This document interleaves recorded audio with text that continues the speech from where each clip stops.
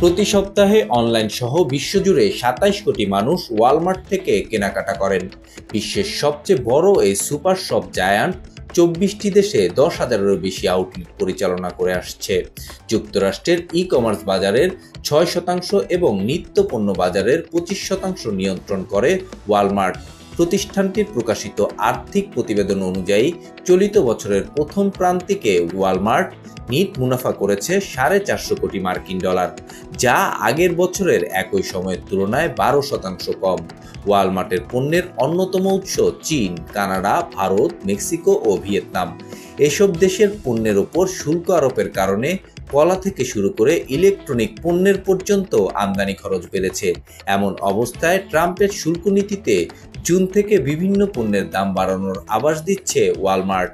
তবে ওয়ালমার্টের এমন পদক্ষেপের কড়া সমালোচনা করে মার্কিন প্রেসিডেন্ট ডোনাল্ড ট্রাম্প বলেছেন, শুল্কের দোহাই দিয়ে মূল্য বৃদ্ধির বোঝা ক্রেতাদের ঘাড়ে চাপানো যাবে না, বাড়তি খরচ প্রতিষ্ঠানকেই বহন করতে হবে।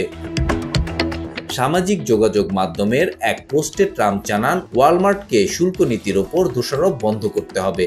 প্রতি বছর তারা কোটি কোটি ডলার আয় করে। জবাবে ওয়ালমার্টের সিইও ডগ ম্যাকমিলন বলছেন, খুচরা খাতে মুনাফার পরিমাণ খুব কম, তারপরেও খাদ্যদ্রব্যের দাম যত সম্ভব নিয়ন্ত্রণে রাখার চেষ্টা করছে তার প্রতিষ্ঠান।